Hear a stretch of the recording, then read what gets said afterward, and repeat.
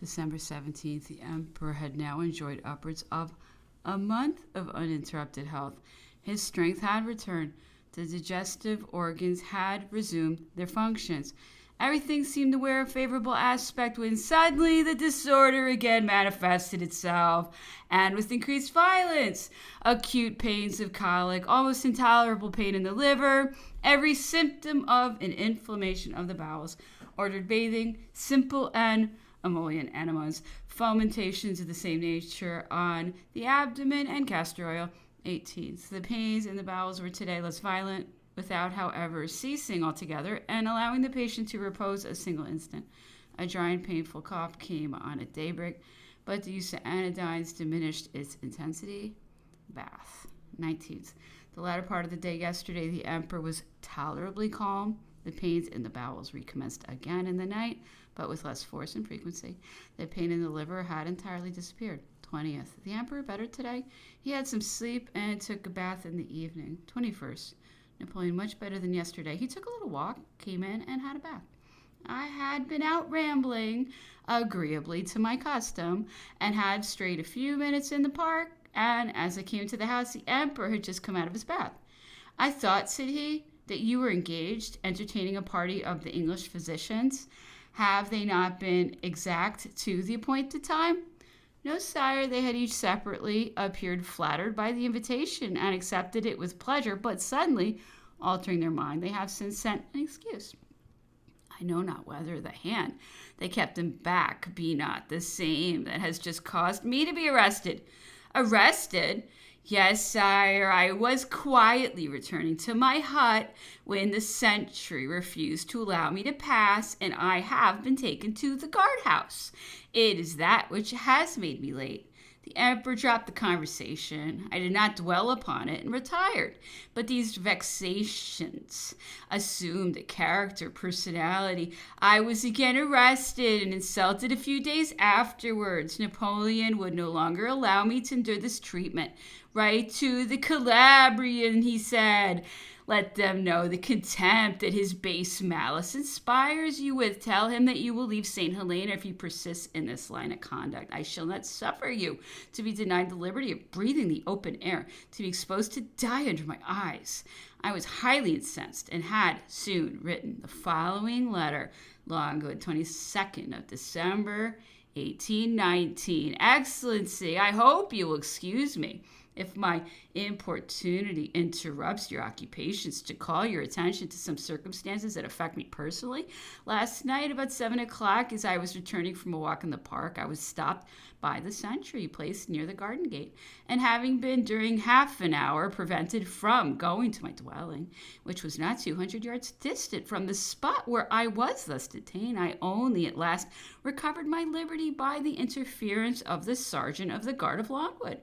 The orderly captain being sent was then absent. In the evening of the 19th instant, as I also returned from my usual walk, I had already been stopped in a similar manner by a sentry placed on the same spot, but who, much less rigorous than his comrade of yesterday evening, suffered me to repair to my habitation after a detention of a few minutes only. Thus, during the short space of 3 months that I have resided in the island, I have been 3 times arrested. Such proceedings appear to me in direct opposition with the reiterated proofs and assurances your Excellency has kindly given me of your favorable disposition towards me, and they assuredly are opposed to the rules of conduct laid down for the government of St. Helena, rules which were officially communicated to me previously to my departure from Europe, and in the propriety of which I did not hesitate to believe, since the persons confined here are not criminals. I, however, find myself shut up in my habitation as in a cloister, and unless I am accompanied by one of your subordinate officers, I can neither see nor attend anybody beyond the limits fixed by yourself. I am, moreover, perfectly well received in private by my colleagues and my profession, but in public I am shunned and even rejected by them. I am willing to believe that this kind of shyness only proceeds from the deep impression of terror made on the minds of the inhabitants of the island. Nevertheless, my situation is most painful and difficult to be borne, and but for the motive which induced me to come here, but for the treatment which I have already successfully employed against the endemic chronic hepatitis, under which the Emperor Napoleon has long been laboring in this variable and dangerous climate, I do not hesitate to say that I should have already requested your Excellency's permission to return to my native land. Allow me at least to request you will take into consideration the true state of affairs, the heat of the season, the power of the sun, which darts its rays almost perpendicularly upon our heads, the effects of which, as prompt as they are fatal, are probably not unknown to your Excellency. Let me further beg of you to recollect the unhealthy climate we inhabit, and to spare me of the unpleasantness of being arrested during the only hours at which, at this time of the year, it is possible to walk out and breathe, at least in the park, a pure air, or rather an air less injurious, as I have already been on 2 separate occasions violently attacked with colics, which have confined me several days together to my bed, and have been attended with some danger. Lastly, I entreat your Excellency to grant us that degree of liberty which is not denied to all honest men, to all men who cannot be accused of even the shadow of crime. If, indeed, there exists the possibility of liberty in this island, excuse the liberty I have taken of occupying so much of your time to inform you of the difficulties under which I am laboring in the exercise of my profession. Your most humble and obedient servant, F. Antommarchi. Very well, said the Emperor. Now write also to Hamilton. That minister has bestowed praises on your work. He feels an interest for you. It is not possible that he should suffer this blank to deny you even the liberty of going to breathe a little air under a leafless tree. I followed the Emperor's advice and wrote, Longwood, 23rd December, 1819. Sir, 3 months have elapsed since my arrival in this island, which I had the honor of announcing to you in another letter. Allow me to avail myself of the kind dispositions you have manifested in my favor to inform you of the situation in which I find myself, in a place to which I have come of my own accord. I begin by confessing frankly that I cannot conceive why attempts are made to oblige me to consider my condition in the light of that of a monk, a hermit, or a slave, since habits long since acquired render me totally unfit to fulfill the duties which such conditions might impose upon me. I find myself in the middle of the ocean, in an almost uninhabitable island, and deprived of every kind of liberty. What more have I to fear? Such, however, is my situation, that although all my time is devoted to study and to the relief of suffering humanity in this island, which nature seems to have stamped with a deep impression of melancholy and reprobation, I see all its inhabitants shun the neighborhood of Longwood with as much dread as in eternity they might fly from the approach of hell. This terror seems to have taken possession of their minds, to the total exclusion of every other feeling. My colleagues in my profession share the general alarm. They seem to tremble at my aspect,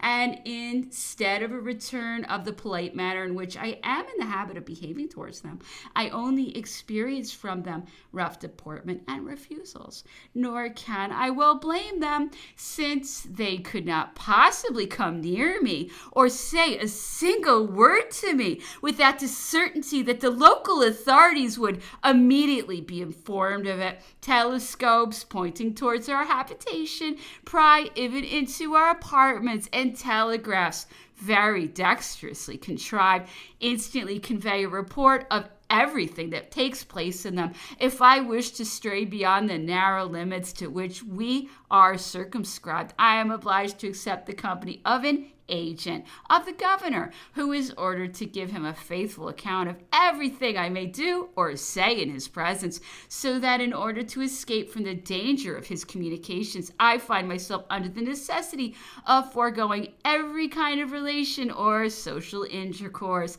This is not all. After 6:30 in the afternoon, I am no longer allowed to walk, even in the park near my residence. And what is worse, the inhabitants of Longwood, who happen to be out after that hour, are not at liberty to return home, as it has already happened to me 3 times.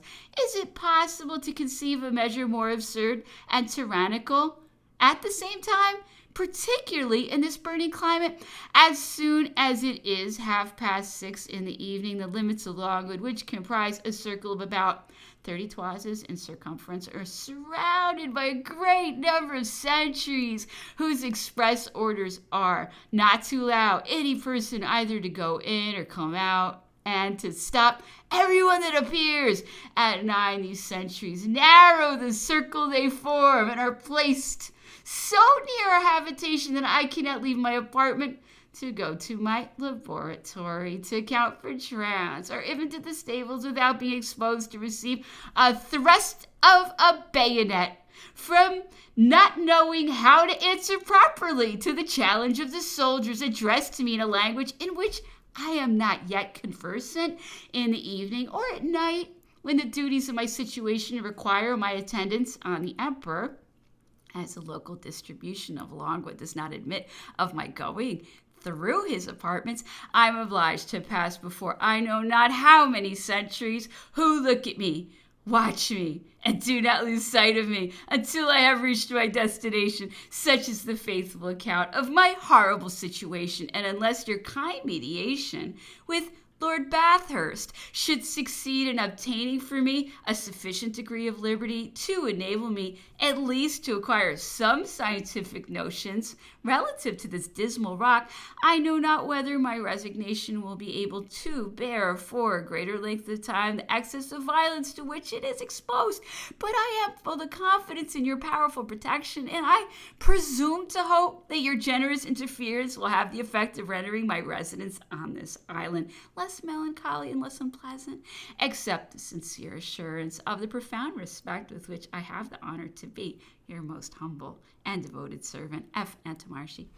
I complained, unable to do anything better, and His Excellency cared little about my complaints. But the minister had shown himself kindly disposed in my favor, and I applied to him. This gave a more serious turn to the case. The limits were therefore widened, and I could henceforth breathe and circulate freely, and had no longer to fear being taken to the guard room or wounded by a thrust of a bayonet. And this was not all. Hudson added advice to liberty and addressed me a lecture which I really deserved. I constantly repeated a name which he could not hear. I always spoke of the emperor. I should oblige him to refuse receiving my letters and consequently to deprive himself of the pleasure of corresponding with me. This solicitude was most affecting, no doubt, but it was very ill bestowed.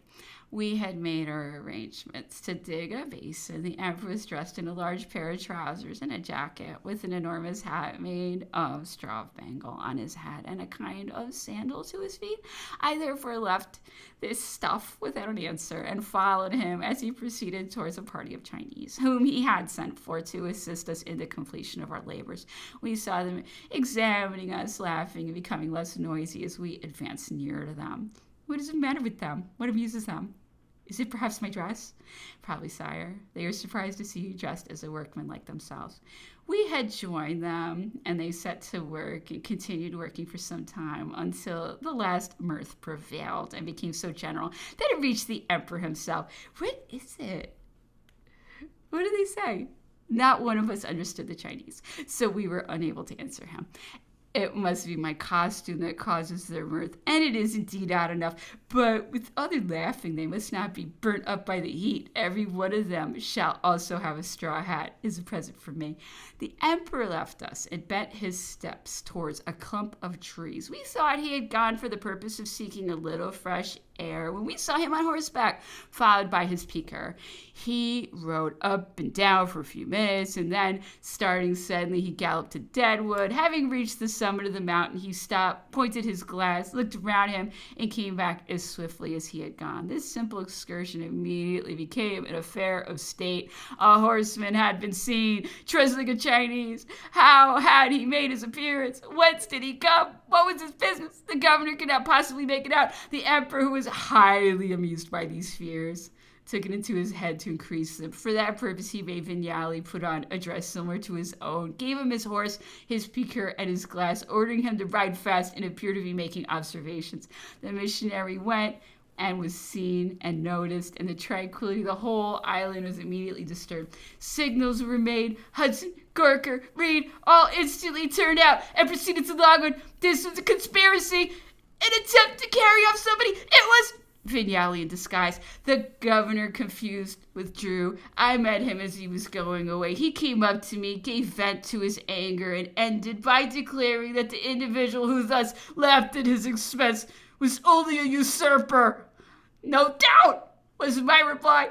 The tone of simplicity with which it was pronounced deceived Sir Hudson. His eye assumed an expression of benevolence towards me as he continued to rave and swear, ending once more by the astounding statement that he was a usurper, and that I could not deny the fact. Certainly not, I answered. It is a fact of which I feel too much ashamed to attempt to dispute its existence. His Excellency, surprised at this concession on my part, now became quite gracious and invited me to speak without reserve. I immediately obeyed. The Emperor, said I, for by calling him general, you acquit him of one of his usurpations, and I wish to reckon them all, is loaded with the crime of which you accuse him. At Toulon he usurped the victory, and wickedly snatched the torch from the hands of your Eratosthenes. He usurped it again at Montanari, Castiglione, Lodi, and at the Tagliamento. He usurped our admiration by the rapidity of his triumphs, by revenging under the walls of Pavia the affront sustained by Francis I, by his famous retreat when sacrificing his hopes and his artillery. He raised the siege of Mantua, marched, beat the enemy, and taught him that a surprise and advantage are often only the forerunners of a defeat. He usurped it again when, left to himself, deprived of fleets and transports. He carried on the war in the midst of the deserts, opened canals, searched the sands, and cultivated as he fought all the arts of peace. I was going to continue this catalogue of usurpations, but I had the awkwardness to mention the manner in which some emigrants had been cut to pieces at Quiberon, and some Russians at the Halder. His Excellency would hear no more. I returned to the Chinese, whom the Emperor was exciting to work. Well, what did Hudson say to you? Is he afraid that I shall someday get wings and fly away and escape the grave? I know not, sire. I was relating to him how you had usurped victory and public admiration. The sketch displeased him, and he retired. Napoleon was very much amused at this new misadventure. He laughed, pitied Hudson, and thought he had been too much teased for it one day. By degrees, the Emperor turned the conversation upon the events I had been endeavoring to recapitulate till lo, repented some anecdotes connected therewith, bestowed praise on some, related honorable actions of others. Augereau was skillful and courageous. He was beloved by the soldiers and fortunate in his operations. Joubert had the genius of war. Massena was endowed with a degree of daring confidence and a quickness of conception which I have never seen equaled, but he was covetous of glory and would not suffer himself to be deprived of the praises he thought he had deserved. The bulletins were hastily drawn up. They were intended to satisfy the curiosity of the idle, and sometimes did not give to every one his due share of applause. He thought his services before Mantua had not been properly appreciated, and he expostulated and wrote to me on the subject. I have read, said he, your account of the Battle of St. George and of the affair of Syria, and have observed with the utmost surprise that you bestow praises upon some generals who, far from having contributed to the success of that brilliant day, have nearly caused the destruction of my division destined to the attack of La Favorite, and that you do not say a single word about me or Rampon. I have also reason to complain of your reports of the affairs of Lonato and Roredo, in which you do not render to me the justice I deserve. These omissions wound my feelings and quite dishearten me, and I shall therefore recall to mind, since I am forced to it, that the gaining of the battle of St. George is due to my military dispositions, to my activity, coolness, and foresight. Through the fault of General Sauguet, who had not attacked La Favorite, as your orders directed, considerable numbers of the enemy had thrown themselves between St. George and La Favorite. But for the order I gave to the intrepid General Rampon to advance on my right and attack the enemy, my division would have been outflanked and the day lost. The brave 32nd had to maintain a most obstinate combat during 4 hours, and yet you say not a word, either myself or Rampon. who had both acted the principal parts in that memorable day. Chabran alone marched at the head of the grenadiers. He remained there during the whole action. Marmont and Leclerc only came up in the midst of the conflict. I have undoubtedly every reason to be satisfied with the manner in which they behaved, but their conduct ought not to make us forget what is due to Chabran, an officer as intelligent as he is brave, and whom I have long since asked you in vain to promote to the rank of Brigadier General. My letter is written with my accustomed candor and loyalty, and I flatter myself that, by opening my heart to you, I shall induce you to render justice to myself and to several officers of my staff. L'Arpe was a man of the same caste, severe, independent, prodigal of his life in the field of battle, but jealous of his share in the victory.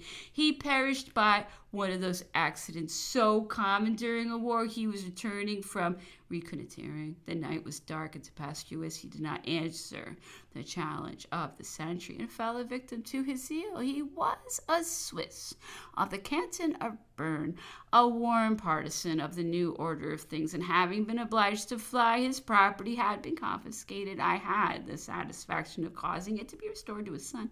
The Swiss were in want of grain and applied for permission to purchase some in Italy. I granted it, but on condition that the confiscation should be revoked, and I ordered Barthélemy, our ambassador at Bâle, to see it done. I had more trouble with an aide-de-camp of mine, the brave Colonel Miron, who was killed at Arcole.